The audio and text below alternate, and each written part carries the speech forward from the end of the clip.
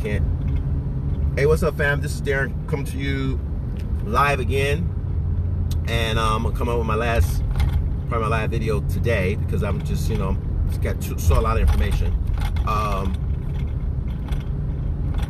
and plus it's getting dark, and like on Sunday I can't do the live because of whatever.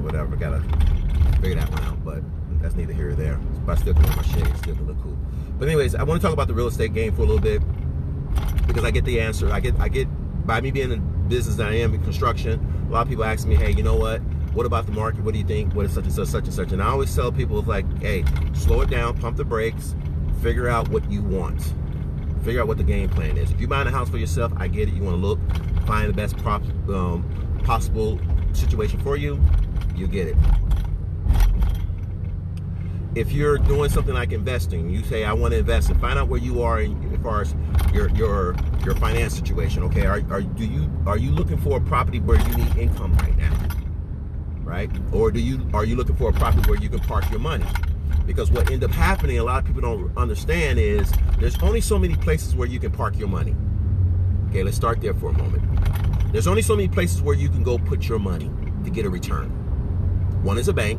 And you can go to the bank right now and see what CDs or whatever the case may be, and they give you 1%, maybe 2%. I don't know, because I don't park my money there. But then you have annuities, you have mutual funds, you have stock market. With the volatility, you have a lot of things that you can probably park. Not gonna say a lot, but these are your options that you have. And then you have your real estate. This is you can probably think of everything. It could be like 4 more items that I missed that is there that I'm not talking about, but these are your options. So when it comes into the real estate games, you got to figure out where you are right now, because your money going to be going somewhere. Unless you just put it on your mattress and you're just going to wish and just hope or whatever and pray. It is what it is. But I'm talking about those people that say, hey, I got this money and I need to put it somewhere. I need to put it somewhere. Where are you going to put it? For that year or whatever. So I got $100,000. I'm gonna put it somewhere, then I'm gonna make $1,000 in 12 months.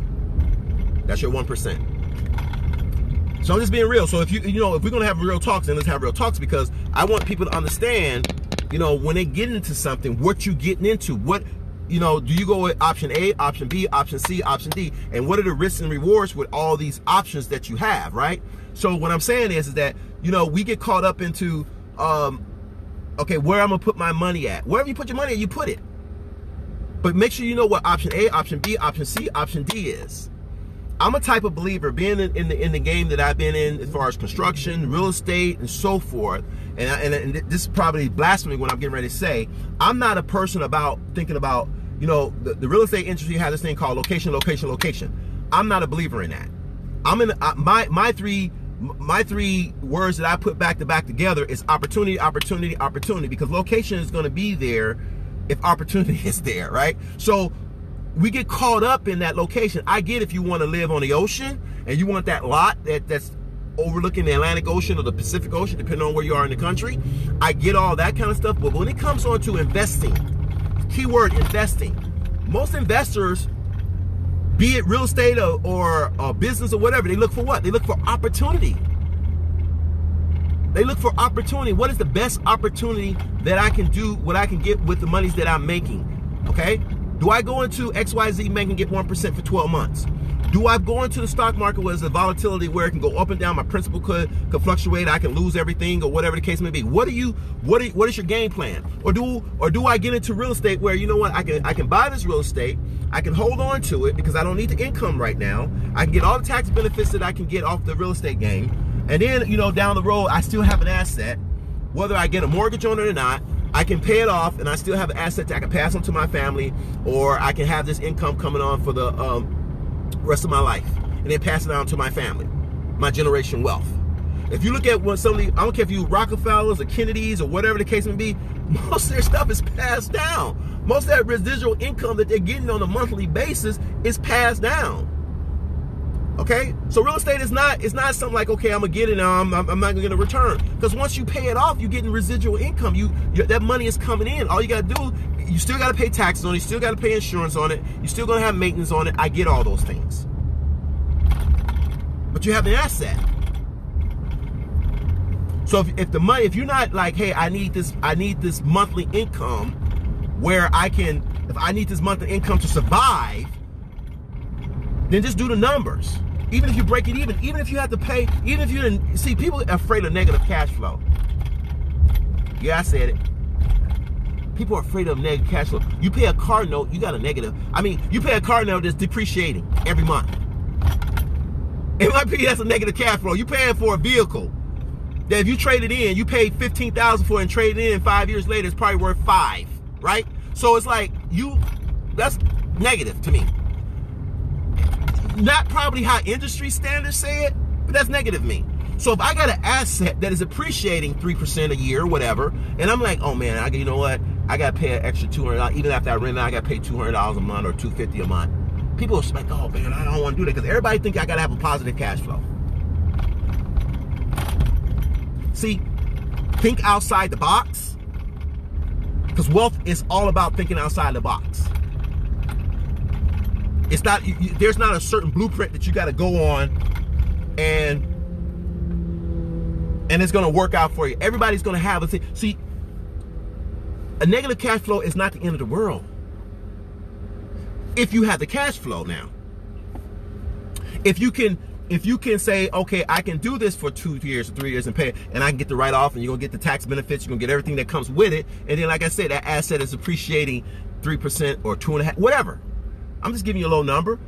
But if it's appreciating 3% a year, you got an asset that's appreciating, plus you get the benefits of the taxes or whatever the case may be, and then you got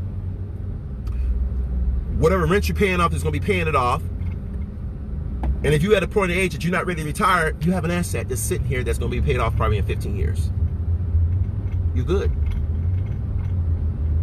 You're good. Understand, for me, yeah, location is part of the, and I'm going to talk about this more, and I'm going to continue to get on, and I'm going to try to do another. Location is part of the evaluation process, if you will, but for me, it's not first. Because there's certain communities that I go into that people are like, oh, location, that's a bad location, then if 10 years later, all of a sudden, that's the hottest market in the world. That's how we have some of our urban communities that is being taken over, because people come in there and talk about, oh, now this is good location. No, it's opportunity.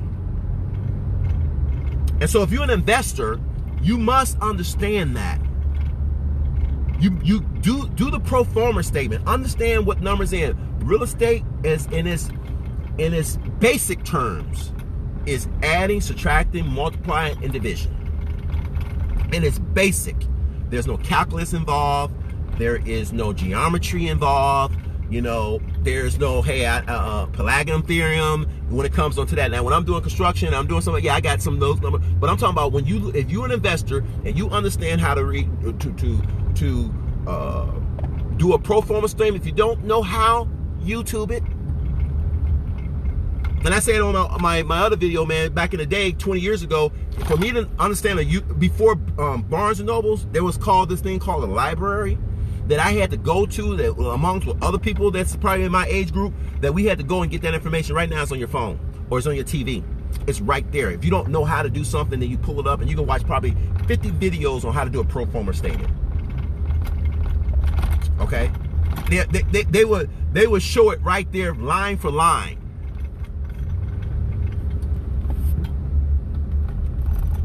They would show it right there, line for line. It's right there for you. So if you don't take advantage of that, then what are you doing? People are programmed just like anything else. You're programmed thinking that, oh, I gotta have a positive cash flow in this investment that I'm doing. You don't. Because you can't wrap your head around that I gotta pay, I'm collecting rent, but I gotta pay an addition $200 a month to pay this mortgage. So you can't wrap your head around that. I can. I can wrap my head around that. But you can wrap your head around, I just bought a $50,000 car, and a year from now that car's worth $35,000, but I'm still paying $800-900 a month. Why is that? Because that's how we're thinking. That's how we think now.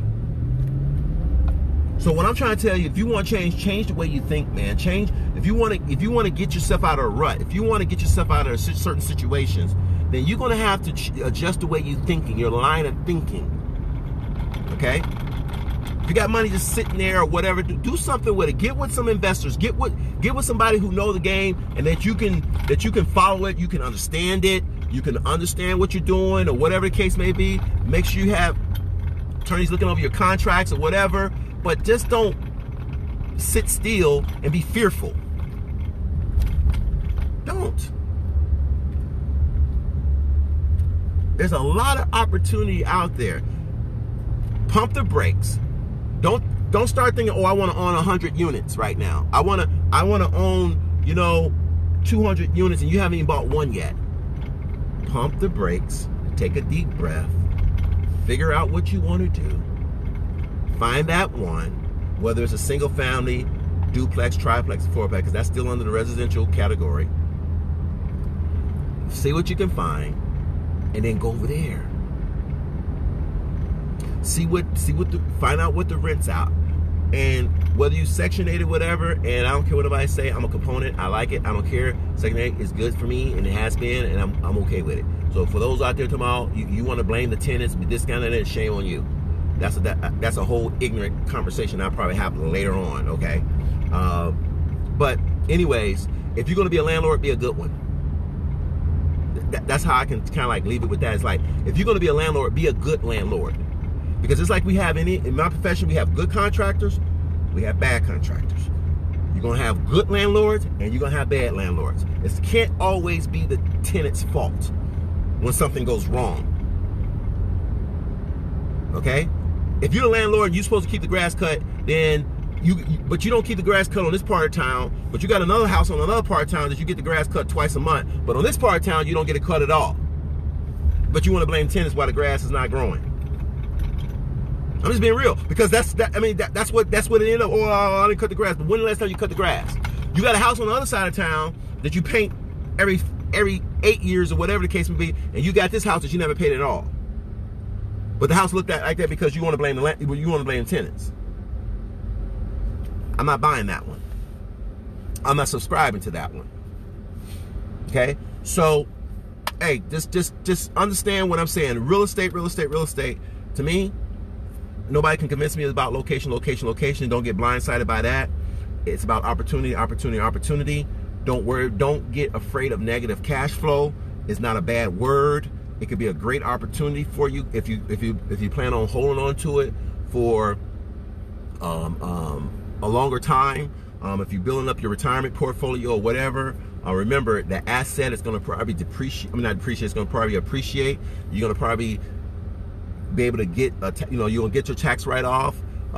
You'll be able to amortize the property. And especially if you get into the commercial field of 5 units or more, you get into that. If you can't do it, get you a good property manager. Do the things, but make sure you just do the numbers, man. Just sit down and do the numbers. Go over it once, twice, 3 times. Make sure you include certain things. That obviously you got the principal interest you're going to include, but you got the taxes and the insurance. Make sure you include that into what you're going to be paying out, and certain maintenance fees that you're going to do. If you're going to have a lawn service, make sure you include that in there. If you're going to if you got a place where you're paying a water or garbage or something like that, make sure you include all that stuff in there. Things like that, and then you'd be like, hey, this is what my payout is going to be on a monthly basis, and then you figure out, okay, what I'm receiving in, okay, and then if those numbers make sense to you, and if it's something that you can handle that's less than a car note, okay. Now think about what I'm getting you. You have a car that's damn it, that's going to depreciate. You're not gonna, unless you have one of these authentic cars or whatever that can go. You're gonna have a car that you're paying $800 and it's depreciating each and every year. And you have a real estate property that you're paying on it, but it's appreciating every year. Which one would you want to get? I'm going with the one that, okay, if I want to pay some money out, I want something that at least 10 years from now is going to be worth more than I probably bought it. And I give, if you want to be that person, like, you know what? It's going to be real estate going to go down or whatever the case may be. Okay, be that person. Okay, all right, be that person. All right, fine. But I can tell you one thing, that car going to definitely go down. That's not even debate. So we can argue the point where, in 2008 real estate prices went down or whatever. We can have that argument. We got a debate, really. Not an argument. We got a debate. But I'm just telling you, for me, if I'm paying $400 on a car that I know that's going to depreciate, do I want to pay $400 a month on a duplex or a triplex or a fourplex? Guess who I'm going to get? So I'm going to leave you with that, guys. Peace.